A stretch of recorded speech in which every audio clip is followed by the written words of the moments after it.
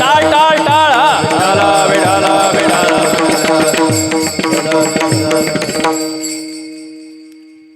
अखंड हरिनाम सप्ताह आहे. वर्ष किती बोलत जा म्हणजे तुम्हाला समजेल. किती 32. आता इथं सप्ताह मंडळी कमिटी मंडळी सगळे इथं माझ्यासमोर उपस्थित आहेत ना. हा आता माझा एक साधा सरळ प्रश्न आहे बघा. या 32 वर्षामध्ये तुम्ही कितीतरी महाराज लोक इथं आणले असतील. हो म्हणा नाही तर नाही म्हणा.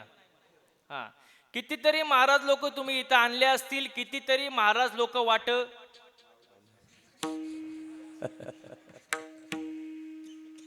लावले असतील. त्यातले कितीतरी महाराज गेले असतील. त्यांचं काय चुकलंय. मध्ये कोरोनाचा काळ होताच. एखादा महाराज गेला पण असं. पण माझा मुद्दा काय नीट लक्ष द्या. या 32 वर्षामध्ये तुम्ही एवढे महाराज लोक इथं आणले. नामवंत महाराज लोक आणले. मग हा सप्ताह करायचा कशासाठी. 32 वर्ष आहे. माझं वय 26 आहे. सप्त्याचं वय किती 32. म्हणजे माझ्या जन्माच्या आधीपासून हा सप्ताह सुरू आहे. कितीतरी वर्ष. मग सप्ताह का करायचा. सप्ताह करण्याचा हेतू काय. त्याच्या मागचं प्रयोजन काय. केल्याचा फायदा काय आणि नाही केल्याचा तोटा काय. कशासाठी करायचा सप्ताह. घरी करमत नाही म्हणून काहीतरी करमणूक असावं म्हणून सप्ताह आहे का हा. अजिबात नाही. आता नीट लक्ष द्या. सप्ताह का करायचा. सप्ताह केल्यामुळं माणसाच्या ठिकाणी 3 विषयाची जागृती होते. देव देश आणि धर्म. प्रथम आपण देशाचा विचार करू. ज्या देशामध्ये आपण राहतोय बरोबर. आता नीट लक्ष द्या. पूर्वी जे लोक होते पूर्वी ते देशप्रेमी होते. कसे होते बाबा बसणारे मंडळी कसे होते. पूर्वीचे लोक देशप्रेमी. आताचे देशी प्रेमी. पूर्वीचे लोक देशासाठी प्राणार्पण करायचे. कशासाठी देशासाठी. आताचे 1 बाटली 2 गल्लास. शनिवारी प्याला रविवारी खलास. हा खलास. विठाला विठाला विठाला.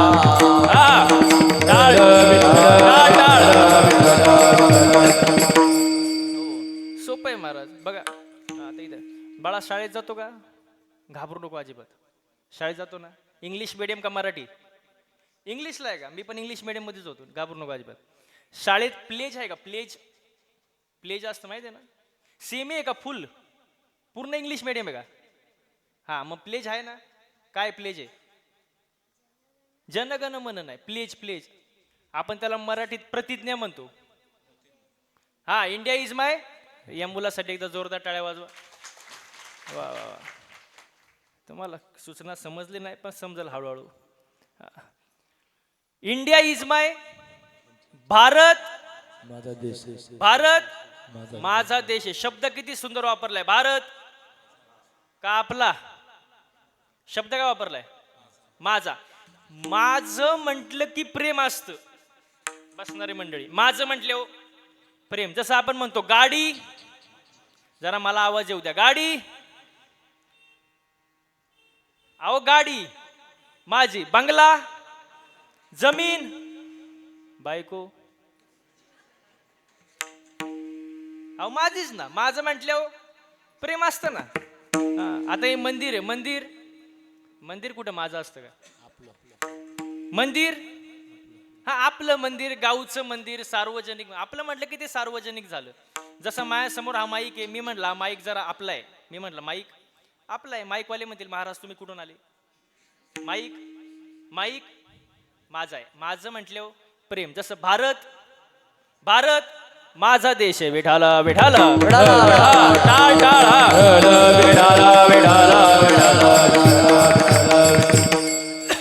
देशाविषयी प्रेम असावं महाराज.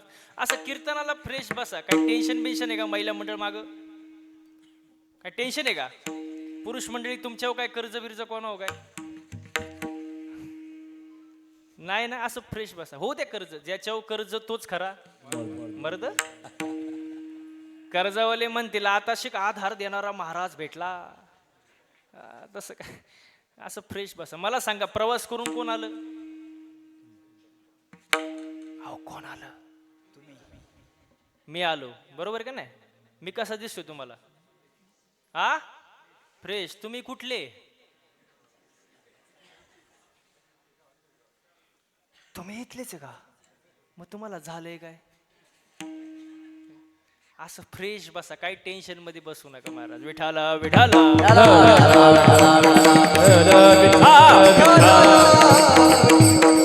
हा, देशाविषयी प्रेम असावं महाराज. पहिला मुद्दा संपला. दुसरा गोष्ट धर्म.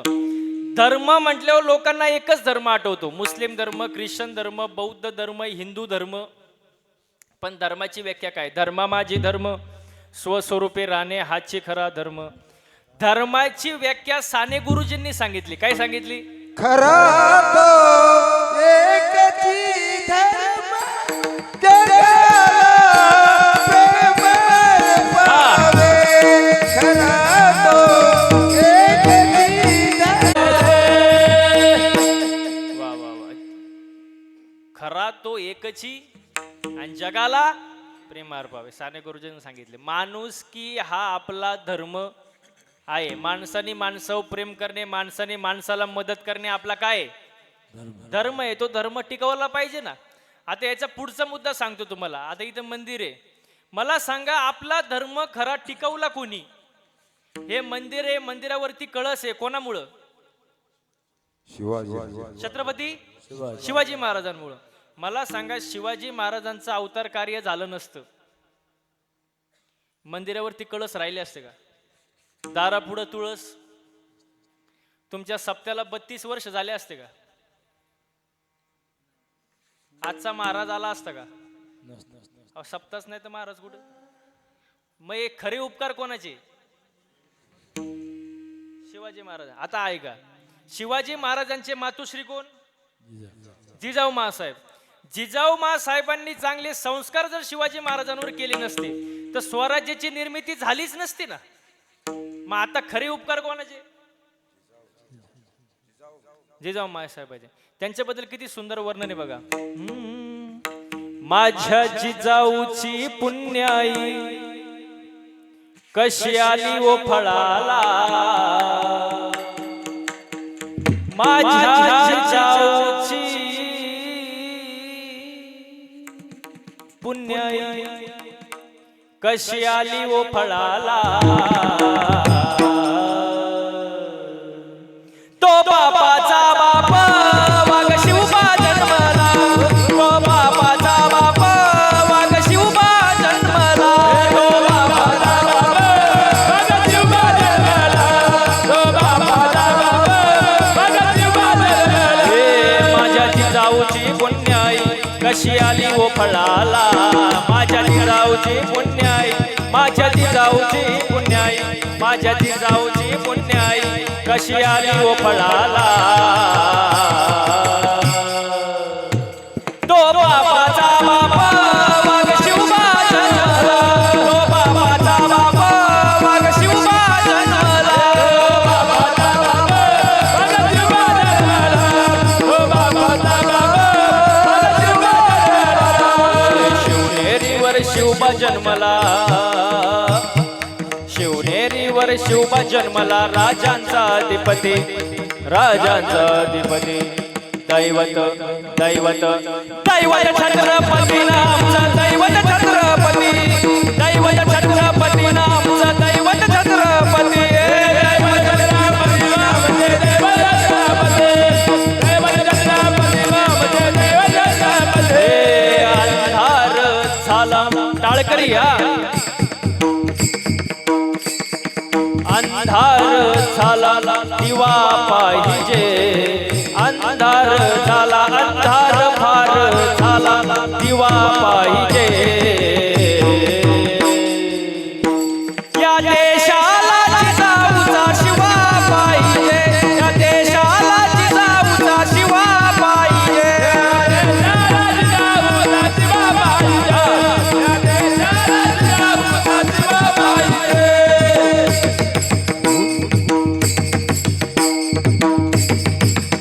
छत्रपती शिवाजी महाराज की. छत्रपती शिवाजी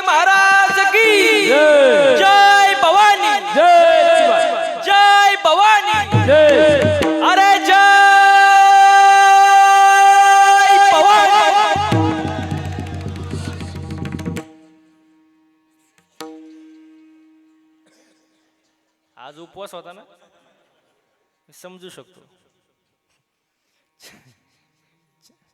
छत्रपती शिवाजी महाराजांचा अवतार कार्य झालं म्हणून धर्म टिकला. प्रमाणे बघा, धर्माचे पालन हेचे अम्मा करणे काम बीज वाढ.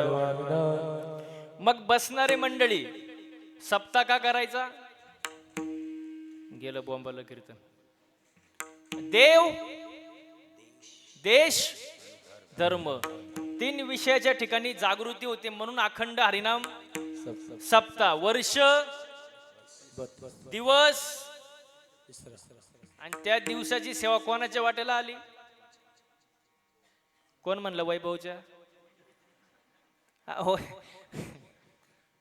माझ्या वाट्याला आली. हे माझं मी भाग्य समजतो. कीर्तनाला सुरुवात बाबा मग आतापर्यंत चाललं काय होतं? विठाला विठाला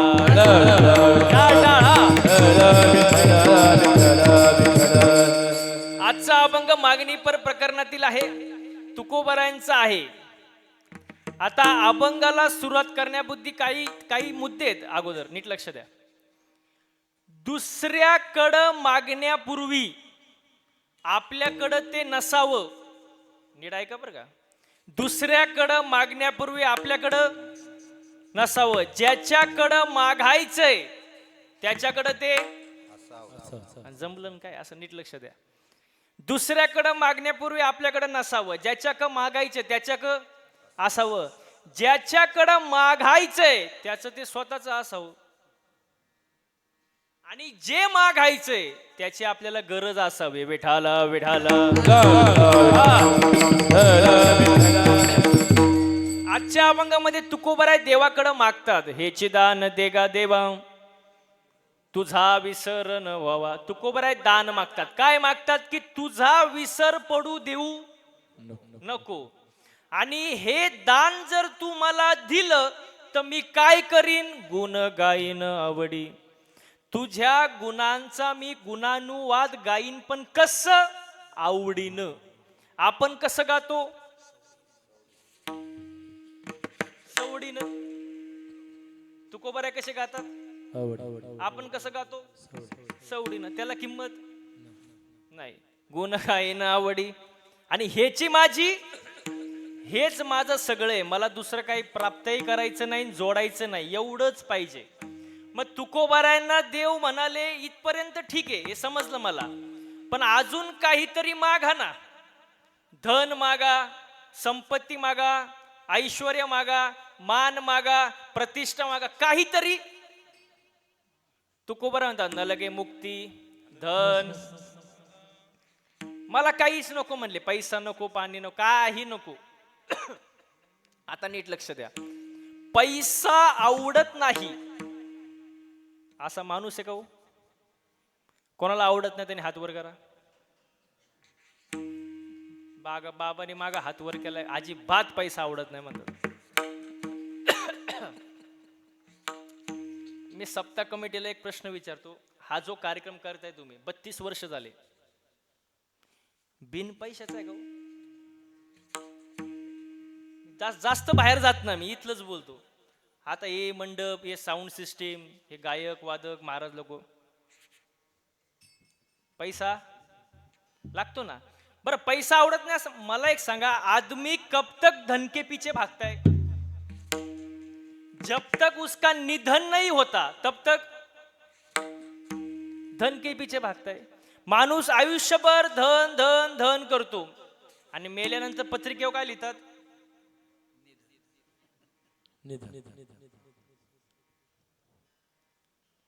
कालच दुःखद घटना घडली. आपल्या महाराष्ट्राचे उपमुख्यमंत्री अजितदादा पवार यांनी आपला देह ईश्वर स्वरूपात विलीन केला. विमानात अपघात झाला. सगळ्या गोष्टी आपल्याला माहिती आहे. याच्यावरून एकच शिकायला भेटतं. काय शिकायला भेटतं? एका वाक्यात सांगतो. विमानात चढायला पैसे लागतात, पर विमानातून खाली उतरायला नशीब लागतं.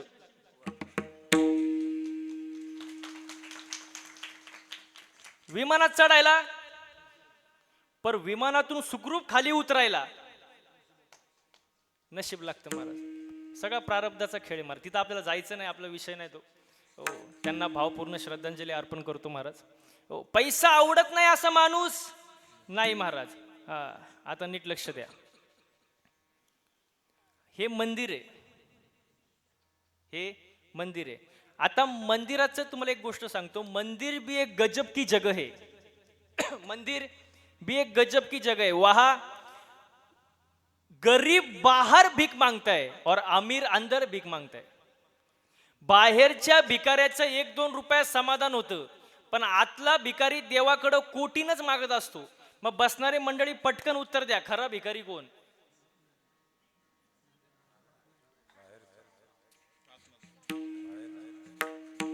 आतला भिकारी. भिकाऱ्यांचा तर लय अवघड कार्यक्रम महाराज. मी कीर्तनाला येत होतो, सिग्नल लागला, सिग्नल, गाडी थांबली. एक भिकारी माझ्या जवळ आला. आता त्यांनी बघितलं महाराजांनी पांढरे कपडे घातलेत, महाराज दिसतोय.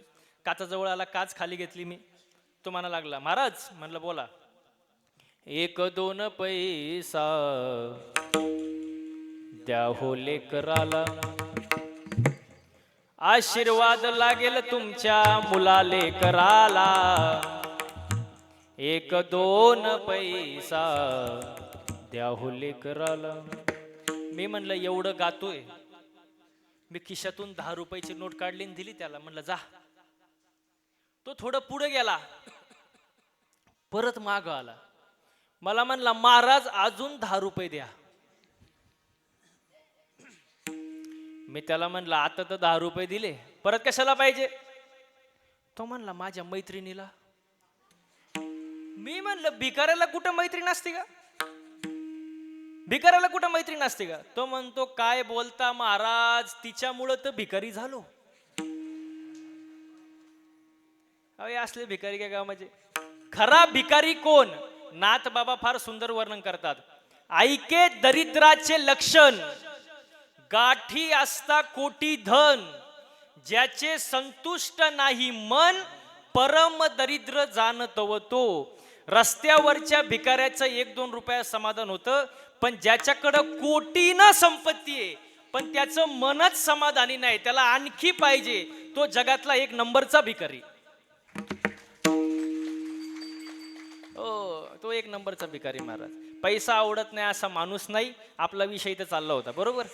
तुकोबारायना म्हणले, पैसा मागा, मुक्ती मागा, धन मागा, संपदा मागा. तुकोबाराय म्हणले, मला याच्यातलं काही नको महाराज. आता पैसा आवडत नाही हे ठीक आहे, पण तुम्हाला जी किंमत सांगतो, पैशाची कुठपर्यंत किंमत आहे बाबा. आपल्या आयुष्यात पैशांची कुठपर्यंत किंमत आहे तुम्हाला हे पण सांगतो, नीट लक्ष द्या. एकदा लक्ष्मी माता आणि भगवान विष्णू यांच्यामध्ये संवाद सुरू झाला, संवाद. आणि लक्ष्मी माता अशी म्हणाली देवांना की या जगामध्ये तुमच्यापेक्षा जास्त किंमत माझी आहे. म्हणजे कोणाची? कोणाची? लक्ष्मी मातेची. भगवान विष्णू म्हणाले, नुसतं बोलू नको, ते सिद्ध करून दाखव. लक्ष्मी माता म्हणाली, वेळेप्रसंगी मी सिद्ध पण करून दाखवील. आणि आला तो प्रसंग. ऐका, एका गावामधून प्रेत यात्रा चालू होती आणि लक्ष्मी मातेनं काय केलं, त्या प्रेत यात्रेवर पैशांचा पाऊस पाडायला सुरुवात केली. कशाचा? खालून काय चालली होती? प्रेत यात्रा, वरून पैशांचा पाऊस. कोण प्रेत धरून राहीन का?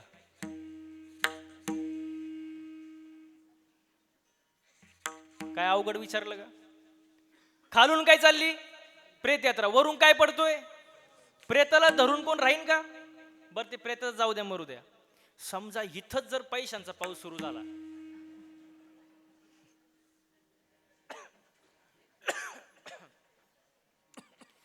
तुम्ही कीर्तन ऐकाल का? नाही? अहो, तुम्ही ऐकाल का नाही हा लई नंतरचा प्रश्न. मी करीलच.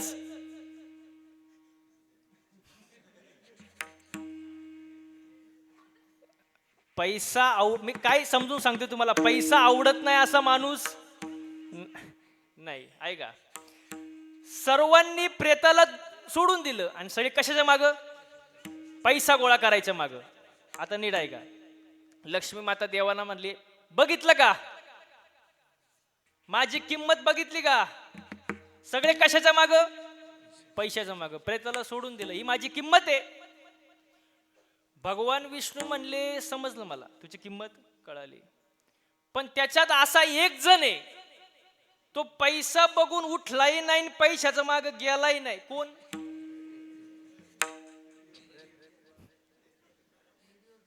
तो उठूनही बसला नाही आणि पैशाच्या माग. लक्ष्मी माता म्हणाली, तो उठलच कसा? त्याच्यात राम राहिला. बोला पटकन, त्याच्यात राम राहिला. भगवान विष्णू म्हणाले, उत्तर मिळालंय का देऊ? जोपर्यंत मी शरीरात आहे तोपर्यंतच तुला किंमत आहे. मी एकदा निघून गेलो, तुझी कवडीची सुद्धा किंमत. एवढं कळलं तरी लई झालं. विढाला विढाला, हा, टाळ टाळ. तुकोबराय म्हणतात, मला धन नको, संपदा नको, मुक्ती नको, काही नको. न लगे मुक्ती धन संपदा. मग काय दे? संत संग दे सदा. संतांची संगत मला दे. हो, मग संतांची संगत जर पाहिजे असेल तर कुठं जन्माला यावं लागेल? इथं मृत्यू लोका. तुका म्हणे गर्भवासी आणि सुखे गालावे आमासे. गुण गाईन आवडी हेची माझी सर्व जोडी. हा अभंगाचा सरळ सरळ अर्थ. कीर्तनाला अजून सुरुवातच आहे. ठीक आहे. विठाला विठाला.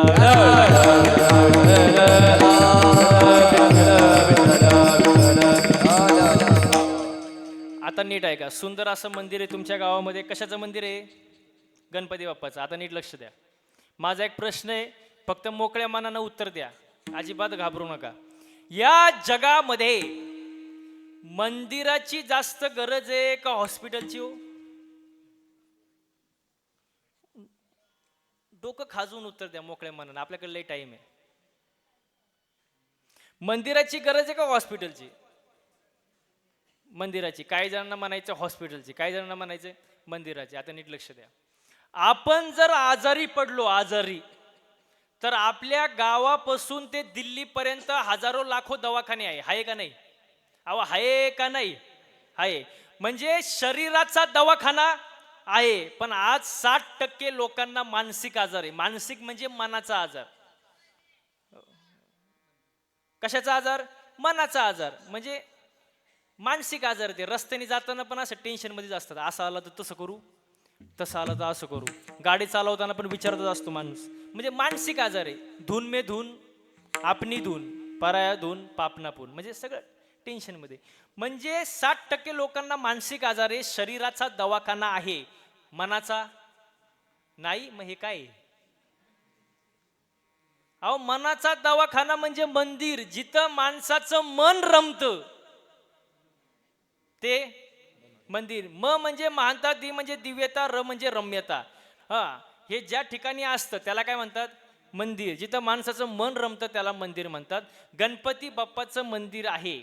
आता नीट लक्ष द्या.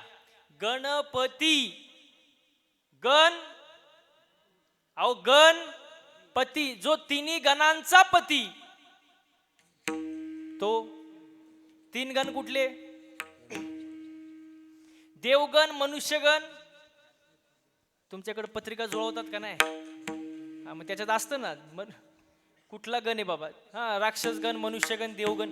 तिन्ही गणांचा जो पती तो गणपती. गणपती बाप्पाचे नाव आहे वक्रतुंड. वक्रतुंड म्हणजे काय? कोण म्हणलं वाकड्या तोंडाचा? वाकड्या तोंडाचा नाही, जो वाकडा वागतो त्याला सरळ करतो तो गणपती. हो. मंगल मूर्ती मोरया. मंगल म्हणजे परिपूर्ण मांगल्य दर्शकता दाखविणारा, आणि मूर्ती म्हणजे चांगल्या गुणांची मूर्ती. आणि मोरया हा गोसावी भक्त होता, त्याच्या प्रित्यर्थ हे नाव मंगल मूर्ती मोरया. गणपती बाप्पाला तुम्ही पाहिले का? मंदिरात जाता का नाही महिला मंडळ? अहो, जाता का नाही? मी घरी गेल्यावर सांगणार का मला? बोलत जा. गणपती बाप्पाला तुम्ही बारीक पाहिले का? बारीक. गणपती बाप्पाचे डोळे कसे आहेत? हा, बारीक. कान, पोट, सोंड वाकडी. गणपती बाप्पाचे डोळे बारीक काय? नीट लक्ष द्या. गणपती बाप्पा एवढे भक्त कुठल्याच देवाला नाही. प्रत्येक चौकात, गावात, प्रत्येक रोडला गणपती बाप्पाचं मंडळ. म्हणजे एवढे भक्त गणपती बाप्पाला. मग त्या भक्तांवर नजर ठेवण्यासाठी गणपती बाप्पाची सूक्ष्म नजर आहे. थोडक्यात सीसीटीव्ही कॅमेरा. बघा, सीसीटीव्ही कॅमेरा माहिती आहे ना? तुम्ही सीसीटीव्ही कॅमेऱ्याच्या निर्दर्शनाखाली आहे. म्हणजे तुमच्यावर काय आहे? तुमच्यावर काय आहे? नजर आहे. तशी गणपती बाप्पाची आपल्यावर सूक्ष्म नजर असते. म्हणजे डोळे कसे? बारीक. कान कसे? मोठे. गणपती बाप्पाला भक्तच एवढे, मग त्यांचे गुणगान ऐकायला हलक्या कानाचा देव चालन का? म्हणून कान कसे? पोट कसं आहे? मोठं. भक्तांचे अपराध पोटात घेण्यासाठी पोट मोठे. सोंड वाकडी म्हणून वक्रतुंड. अजून सांगू का तुम्हाला? पुढे जाऊन तुम्ही गणपती बाप्पाला बारीक बघा. गणपती बाप्पाला दात किती आहे? अहो, तुम्ही नक्की बघितलं का गणपती बाप्पाला? किती आहे? कोण म्हणते 2?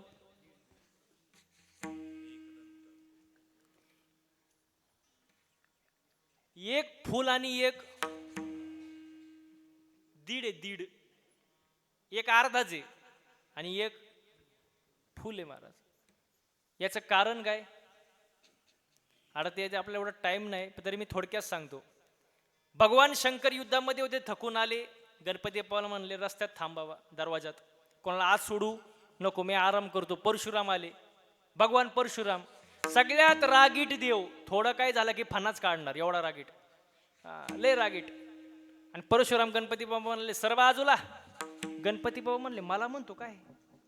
मी बॉडीगार्ड आहे. परशुराम म्हणला तू आता जन्माला आलाय. मी 21 वेळा पृथ्वीनी क्षत्रिय केले. माझ्या नादी लागू नको. पण गणपती बाप्पा येते, झाले भांडणं सुरू. गणपती बाप्पाने परशुरामाला सोंडत धरलं आणि 2-4 किलोमीटर लांब फेकलं. परशुराम म्हणले चूक याची नाही. याला बॉडीगार्ड कोणी ठेवला? कोणी? महादेवानी. परशुरामाने काय केलं? त्याचं हत्यार जे आहे, काय हत्यार? कुऱ्हाड. परशु महादेवावरच फेकली. दिली कोणाला? दिली कोणी होती? महादेवानी. फेकलं कोणावर? महादेव. दिली कोणी? महादेवानी. फेकली कोणावर? मग अशी बी काही लोक असतात बरं का समाजात, ज्याची खावी पोळी त्याचीच करावी. अशा माणसांपासून लांब राहायचं. तिकडे आपल्याला जायचं नाही, पण विषय निघाला. ऐका, वा. पण गणपती बाप्पांनी काय केलं? जर आपण मध्यस्थी केली नाही तर कमी जास्त होण्याची शक्यता आहे. म्हणून गणपती बाप्पांनी ते जे शस्त्र आहे ते आपल्या दातावर झेललं. दाताचा तुकडा पडला. म्हणजे महादेवावरती येणारं संकट गणपती बाप्पांनी निवारण केलं. म्हणून दात किती? दीड. असे असणारे गणपती बाप्पा, ज्यांना बुद्धीचा देवता म्हणतात, ज्यांचं स्मरण केल्यामुळं बुद्धीला मिळते गती, सात्विक होते मती, त्यांचंच नाव गणपती. विठाला विठाला.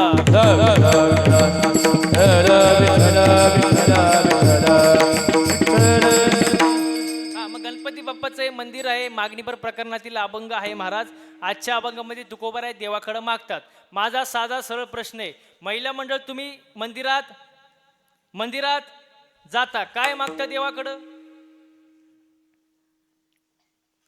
सुखी सुखी सुखी भेळ. बोला ना. सुखी ठेव. कोणाला? देवाला. मला बाकीच्यांना. म्हणजे दुसऱ्याची दाढी जळाली तरी चालल, पण त्याच्यावर आपली बिडी पेटली पाहिजे. सगळ्यांचं भलं कर, पण सुरुवात म्हणजे आपण स्वार्थी झालो ना, जे काय पाहिजे ते मला, सुख मला, संपत्ती मला, पैसा मला, ऐश्वर्य मला, सगळं सगळं बाकीच्यांचं काय. आपली भक्ती आपली मागणं म्हणजे स्वार्थी आहे, स्वार्थी.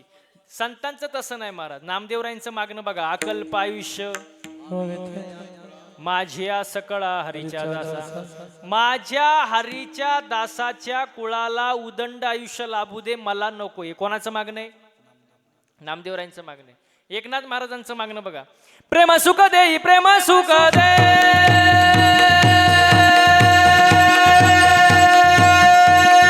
प्रेम सुख दे, प्रेम सुख दे, प्रेम सुख दे, प्रेम सुख दे,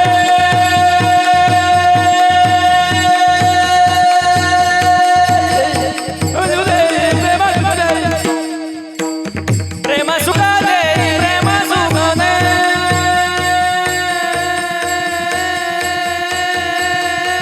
प्रेम सुख दे, प्रेम सुख दे, प्रेम सुख दे,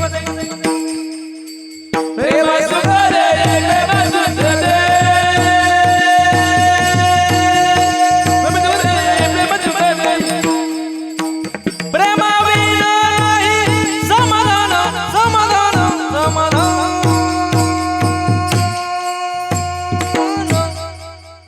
प्रेम सुख दे, प्रेम सुख दे, प्रेम सुख दे, प्रेम सुख दे, प्रेम विना नाही समाधान, समाधान, प्रेम सुख दे, प्रेम सुख दे,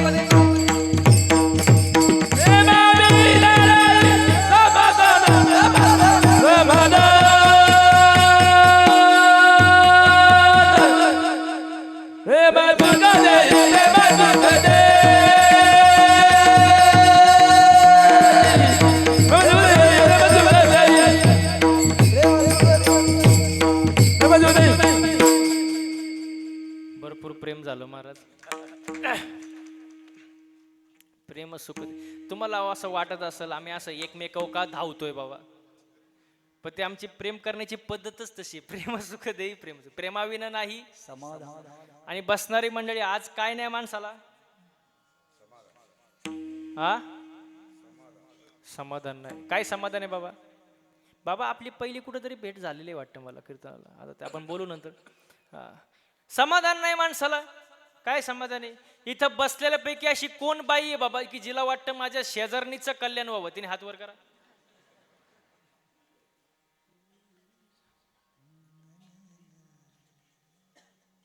टारकाळी मंडळी बघते ना, एकीचा सुद्धा हात वर नाही.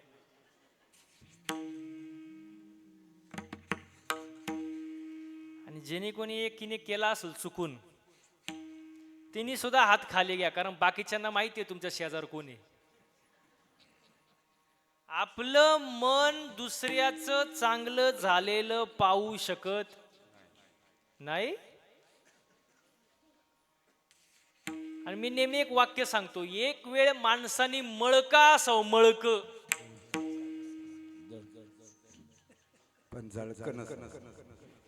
ओ चिंचगर, मळका असावं पण जळक नसावं. मळ साफ होतो. आता लई पावडर, सर्फ एक्सल, टाईड, रिन, आला, गडी, वॉशिंग मशीन, अख्खा मळ साफ होतो. पण जो दुसऱ्यावर जळतो त्याची राख कधी होते त्याचं त्याला सुद्धा कळत. माणसाने जळू नये, समाधानी असावं. आणि आज माणसाला समाधान नाही. काय समाधान आहे? मी नेहमी एक उदाहरण देतो कीर्तनामध्ये. दुसऱ्याच्या दारात नवीन फॉर्च्युनर गाडी दिसली, न्यू ब्रँड फॉर्च्युनर, याच्यात छातीत चमक आली. बघता काय माझ्याकडे, मेलं ते. मेल्यानंतर बाकीचे म्हणले गाडी पाहून यांची होती. अहो हे मेलं ना, घेणं ना देणं. थोडा थोडा स्वर कमी ठेवा. कारण काय नाही, समाधान नाही. माणसाने समाधानी असावं महाराज. हसलं पाहिजे, आनंदात राहिलं पाहिजे. ज्याला हसता येतं त्याला चार माणसात बस. अहो ज्याला हसता येतं त्याला चार माणसात बस. आणि गर्दीत घुसता येतं. हा चला, घुसता येतं. आनंदाने राहिलं पाहिजे, हसत खेळत राहिलं पाहिजे महाराज. माणसाचं आयुष्य पुन्हा पुन्हा नाही, एकदाच आहे महाराज. हो, घरात पण प्रेमाचं वातावरण राहिलं पाहिजे, एकमेकांसोबत चांगलं वागलं पाहिजे. बघा, एकमत पाहिजे. ज्या घरात एकी असते ना, एकी, त्या घराचं गावात वजन असतं. ज्या गावात एकी असते त्या गावाचं तालुक्यात वजन असतं. एकीला फार महत्व आहे.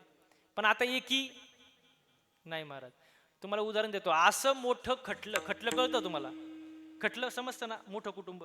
असं मोठं खटलं श्रीमंतीनं लुटलं, दागिन्यांनी नटलं आणि एक दिवस असं फाटलं, बिन तेलाचं पिठलं. कारण घरात काय नाही, एकी नाही. एकी फार महत्वाचे महाराज आयुष्यामध्ये. घरात प्रेमाचं वातावरण पाहिजे. याच्या पुढे जाऊन सांगू का, पती पत्नीने सुद्धा प्रेमानेच राहिलं पाहिजे घरामध्ये. वातावरण चांगलंच पाहिजे. कारण पती पत्नी म्हणजे मोटरसायकल. पुढचं चाक म्हणजे पती, मागचं पत्नी. पुढचं नवरा आणि मागचं बायको. पण मागचं चाक थोडं भाव खातं बाबा. कारण मागच्या चाकाला असं वाटतं चैन कुठल्या चाकाला आहे? टाळकरी मंडळी, मागच्या. म्हणून ते थोडं भाव खातं. पण मी आज इथं सांगतो, मागच्या चाकानं भाव खायची गरज बोला पटकन, गरज का? हँडल पुढच्या चाकाला आहे ना. बसणारे मंडळी, पुढचं चाक जर खड्ड्यात गेलं, मागचं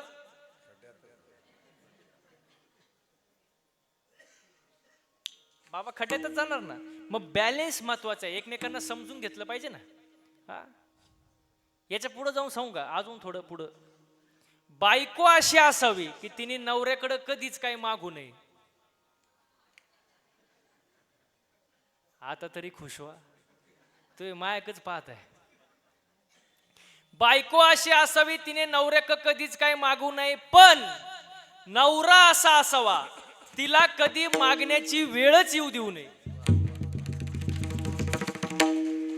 तुम्ही बघितलं का टाळ्या कुठं वाजल्या फक्त?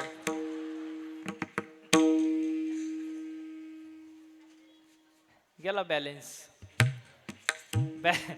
बॅलेन्स महत्वाचा आहे महाराज. आता लग्नाचं लय अवघड आहे महाराज. ज्याचं झालंय त्याचं बरं आहे. तुम्ही माझ्याकडे काय बघता? अहो माझं झालंय. त्यांना वाटलं महाराजाचं झालंय का नाही. मला मुलगा आहे एक. ऐका, ज्याचं झालंय त्याचं बरं आहे. पण ज्याचं राहिलंय ते रोज एकच गाणं ऐकतं मोबाईल मध्ये. यंदा यावं माझं नाव साजनीच्या उखाण्यात. आणि ज्याचं झालंय त्याचं गाणंच बदलतं. ये क्या हुआ,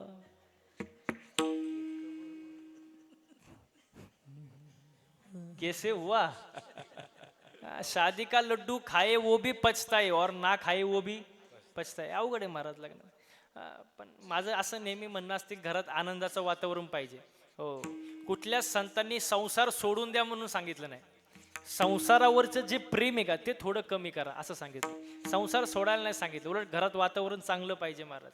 हो, ह्याच्या पुढे जाऊन सांगू का, ज्याची बायको अपमानात, ज्याची बायको आजारपणात आणि ज्याची बायको गरिबी साथ देते ना, त्याने आत्ताच्या काळात स्वतःला भाग्यवान समजा.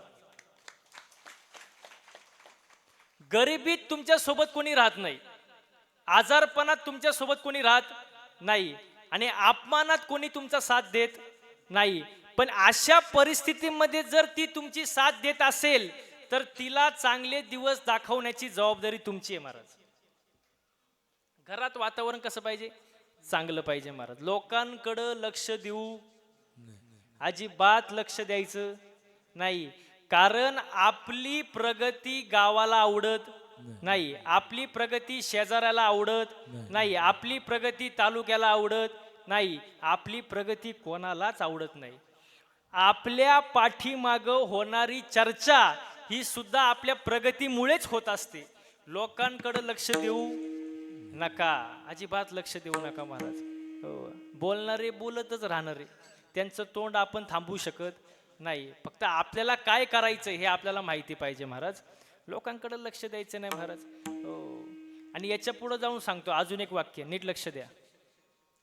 एक वाक्य सांगतो, ज्याला चांगलं करून मोठं होता येत नाही तो मोठ्या माणसाला, चांगल्या माणसाला नाव ठेवून मोठं होण्याचा प्रयत्न करत असतो महाराज. हो, ज्याला काहीच करता येत नाही तो चांगल्या माणसाच्या कार्याला नाव ठेवून मोठं होण्याचा प्रयत्न करत असतो. पण अशांकडे लक्ष द्यायचं नाही महाराज. हो, उलट निंदा करणारे पाहिजे. निंदकाचे घर असावे शेजारी. हाती चले बाजार, कुत्ते भोके हजार. यांच्याकडे लक्ष द्यायचं नाही महाराज. आपलं काम इमानदारीने करत राहायचं महाराज.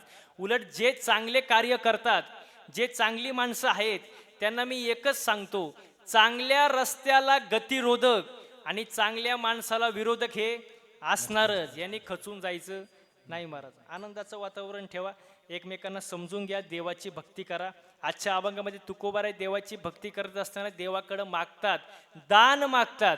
आणि ते दान काय मागतात ते अभंगाचं प्रथम चरण. हे दान देगा देवा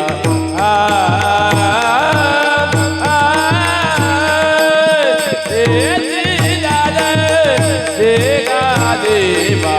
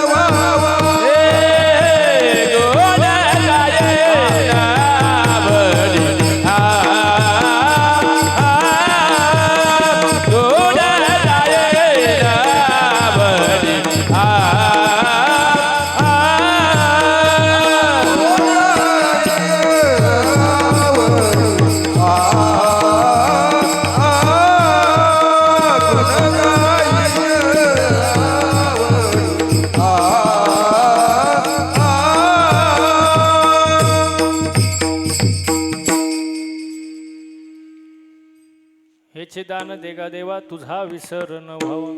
आता नीट लक्ष द्या. मला एक सांगा, हे गायन करणं सोपं आहे का हो? सोपं आहे का? अजिबात नाही महाराज. त्याच्यामुळे कष्ट आहे महाराज. काहींना नुसतं सा लावायला वर्ष जातं. सोपं नाही, कष्ट आहे. येत मृदंग वाजवणं सोपं आहे का? बोट फुटतात रियाज करून, बोटातून रक्त येतं महाराज, तेव्हा एवढं सुंदर बोल वाजवता येतात. सोपं नाही महाराज. बरं ते जाऊ द्या. कीर्तन करणं सोपं आहे का? तुम्ही माझ्या पुढे नाहीच म्हणणार. मी इथून गेल्यावर तुम्ही काय म्हणता हे महत्वाचं आहे. सोपं नाही महाराज. बरं तर एवढे गायक वादक मंडळी सगळी उपस्थित आहे, महाराज मंडळी इथं उपस्थित आहे. आमच्याकडं बघून तुम्हाला कुठंतरी मनात असं वाटत असेल ना, महाराज लोकांची लय मजा आहे.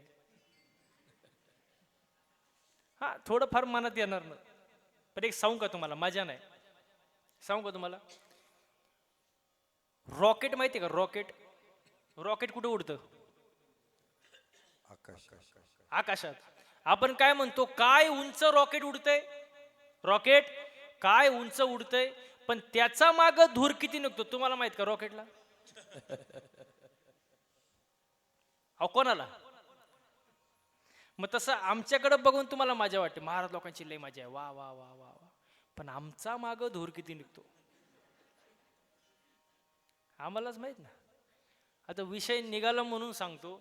मागच्या 6 महिन्यामध्ये गाडीचं रनिंग झालं 35,000 किलोमीटर. किती किती 35,000 दिवसही गाडीत आणि रात्रही गाडीत. घरी जायल्याची गॅरंटी नाही. तुम्ही काय घरी जाऊन देत नाही मला. प्रवासच एवढा मारा. आता आत्ताचं कीर्तन झालं ना 9 ते 11 की 2च मिनिटात गाडीत बसणार आणि तिथून 400 किलोमीटरचा प्रवास करणार करमाळ्याला आणि सकाळी 10 ते 12 करमाळ्याचं कीर्तन आहे पुण्यस्मरणाचं. म्हणजे दिवसही गाडीत आणि रात्री गाडीत. घरी जायल्याची गॅरंटी नाही म्हणता तुम्ही, पण जाईन मी, टेन्शन घेऊ नका तुम्ही. सोपं नाही महाराज हे. पण ते तुमचं असणारं माझ्यावरती काय ते प्रेम आहे महाराज. प्रेमामुळे शक्य आहे. हा सुख सोहळा स्वर्गे नाही. माझा मित्र होता महाराज, म्हणजे अजून आहे बरं का. तो नुसताच कणायचा मला बघितल्यावर, महाराज तुमची लई मजा, तुमच्यासारखी मजा म्हणा ना म्हणा. हा कोणाचीच नाही. मी म्हणलं कणू नको बाबा, फक्त 8च दिवस माझ्यासोबत गाडीत फिर. किती दिवस? तो म्हणला महाराज मी गाणार नाही, वाजवणार नाही. म्हणलं तुला कोण गायला वाजवायला देते? इथं रथी महारथी पडले, तू गाडीत नीट मर. किती दिवस? 8 दिवस. टाकलं त्याला गाडीमध्ये महाराज. रोज ह्या टोकावरून त्या टोकाला, त्या टोकावरून ह्या टोकाला, सकाळ संध्याकाळ कीर्तन. असं वैतागलं महाराज त्या 8 दिवसात प्रवासाला. 9व्या दिवशी माझे पायच धरले. म्हणला महाराज जावे त्याच्या वंश तेव्हा कळे, जावे त्याच्या वंश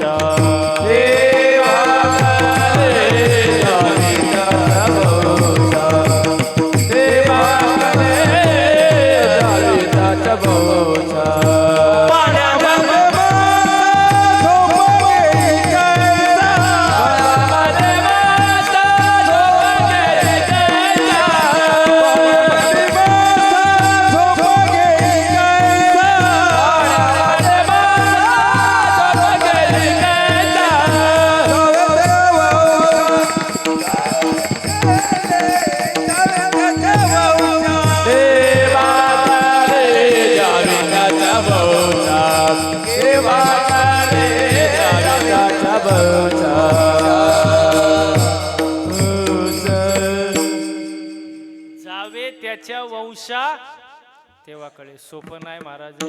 वा, एकदा गायक वादक साठी जोरदार टाळ्या वाजवा महाराज.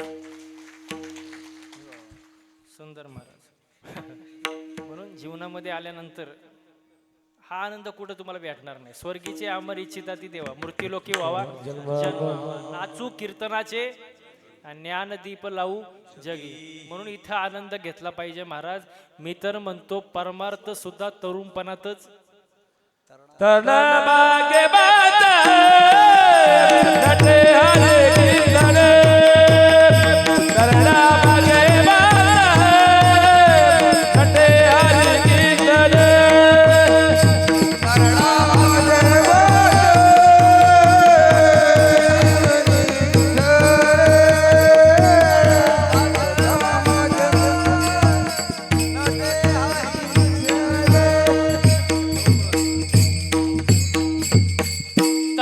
भाग्यवंत नटे हरी कीर्तनात. परमार्थ कसा केला पाहिजे? तरुणपणातच केला पाहिजे. याच्या पुढे जाऊन सांगतो. काही जण म्हणतात महाराज एवढ्या लवकर नको, आम्ही म्हातारपणी परमार्थ करू. आता जे म्हणतात आम्ही म्हातारपणी परमार्थ करू, माझा त्यांना प्रश्न असा आहे, तुम्हाला म्हातारपण येईलच कशावरून? काय चुकीचं बोललो का बाबा? कोणता दिवस कसा येईल आपण सांगू शकत? म्हातारपणी परमार्थ करू, काळ काय तुझा आज्ञा धरू? काळ काय तुला विचारून येणार आहे का?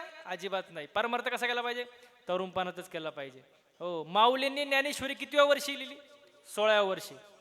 हो, छत्रपती संभाजी महाराज शिवाजी महाराजांनी स्वराज्याची निर्मिती 16व्या वर्षी.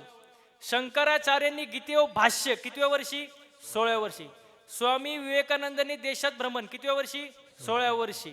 आणि लोक काय म्हणतात? 16वं वर्ष धोक्याचं.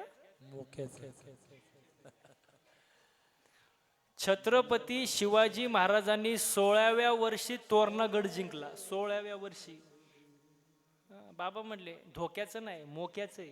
पण ज्याला कळन त्याला कळन. सोपं नाही. बरं, अजून थोडं पुढे नेवतो तुम्हाला.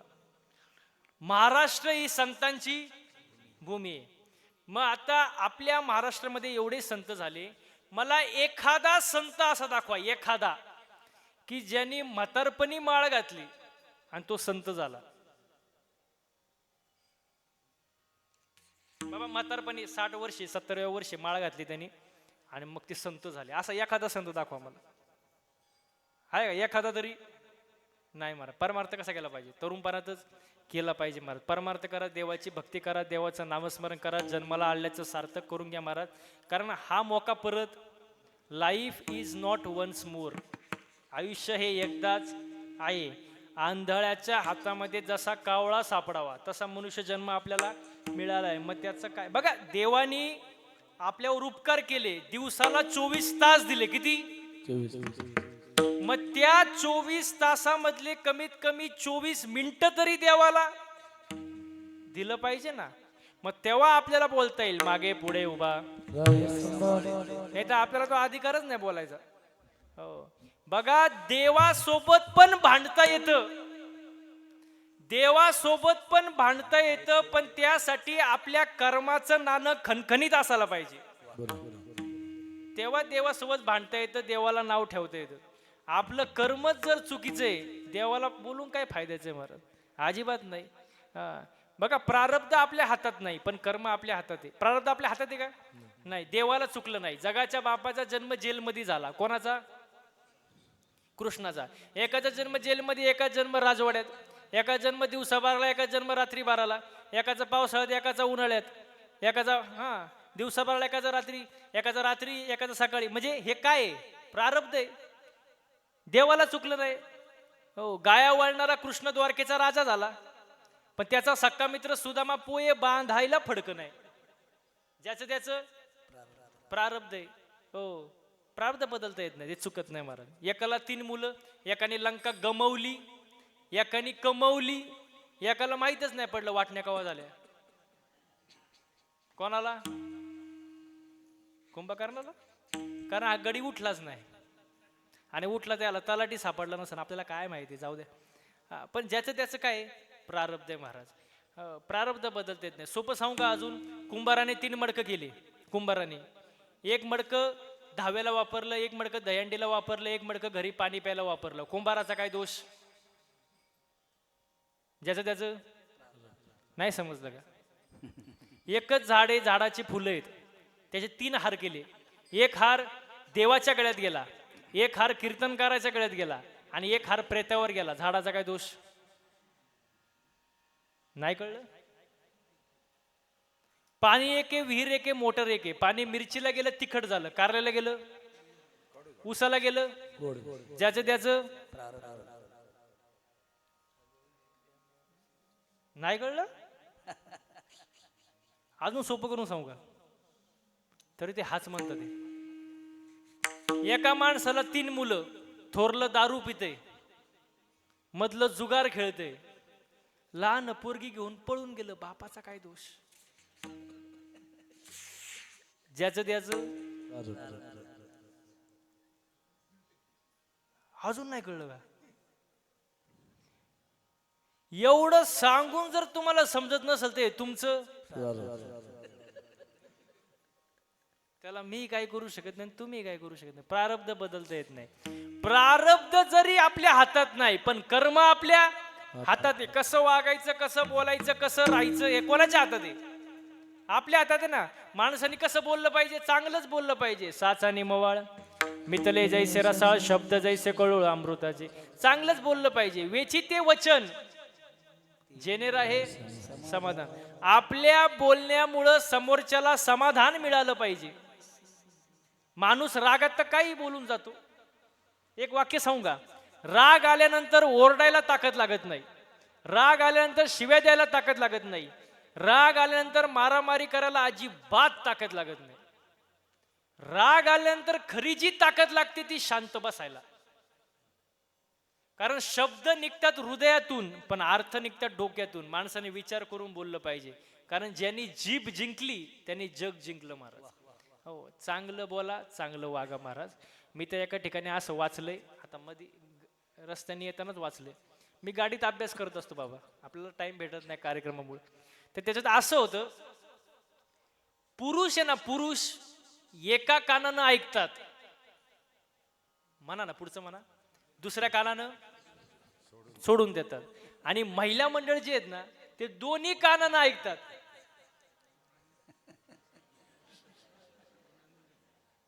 तोंडानं सोडून देतात. त्यांना एखादी गोष्ट कळावी, जोपर्यंत ते 10-12 बायांना सांगत नाही त्यांचं मन भरत आणि प्रत्येकीला सांगताना एकच वाक्य सांगणार, तू ये म्हणून सांगते. कोणाला सांगू? आणि अख्ख्या गावाला सांगत सुट्टी.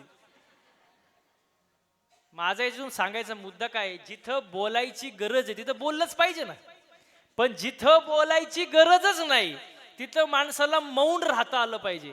आणि ज्याला मौन राहता येतं तोच खरा शहाणा. विठाला विठाला.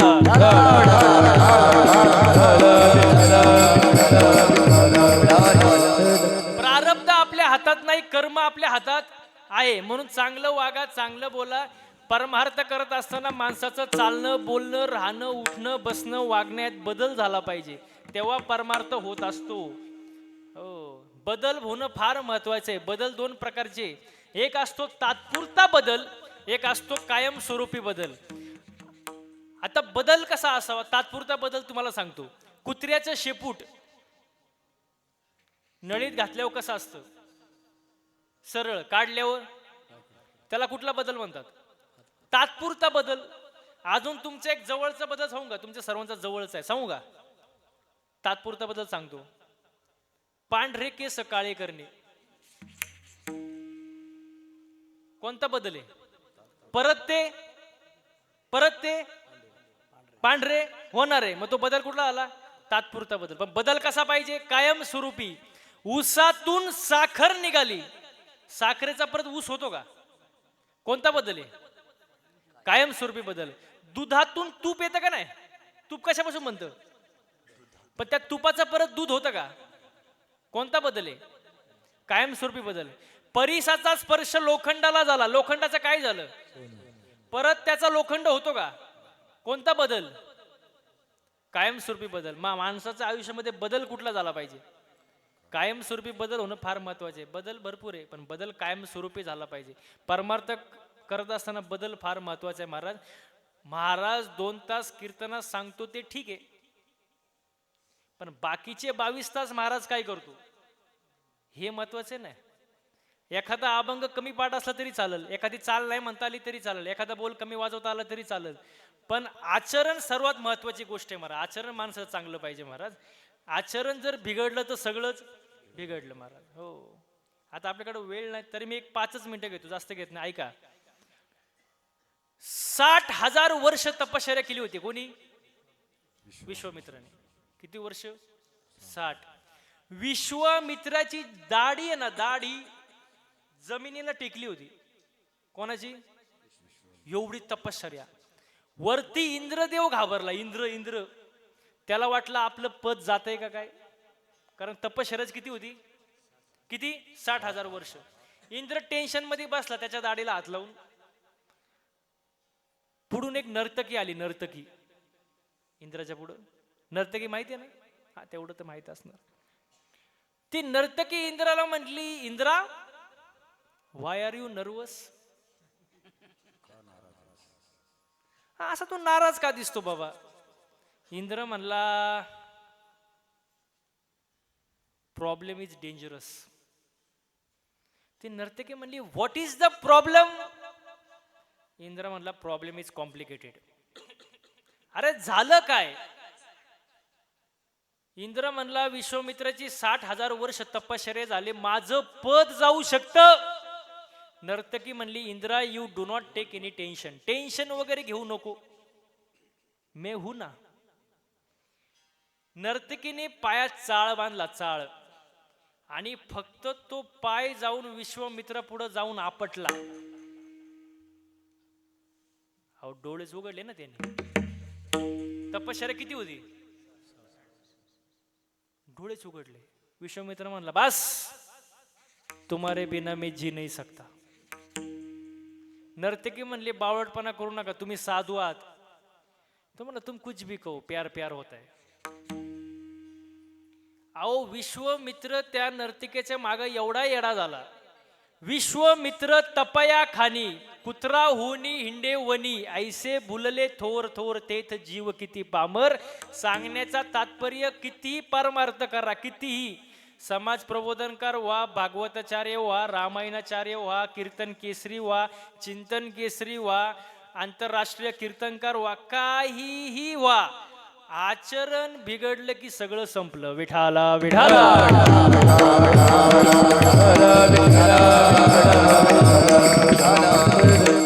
म्हणून आचरण बिघडून देऊ नका. परमार्थ करत असताना सगळ्या गोष्टी मान्य आहेत, फक्त आचरण बिघडलं की विषय संपला. महाराज सर्वांनी एकदा हाताने टाळ्या वाजवा आणि मुखानं गोड भजन करा. विठोबा रखुमाय.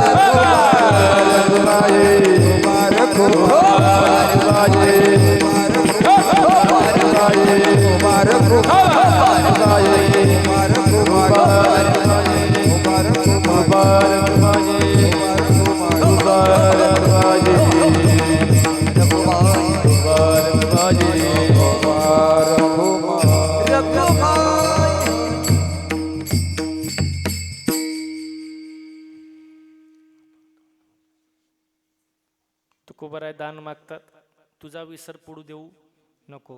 आणि जर विसर पडू दिला तर मी काय करीन, गुण गाईन. कोणाचं? देवाचं. कसं? आवडीनं. आपण कसं गातो? मागाशी विषय झाला, सवडीनं.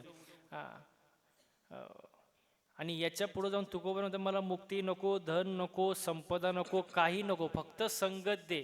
जीवनामध्ये संगत महत्वाची आहे महाराज. संगत. हो.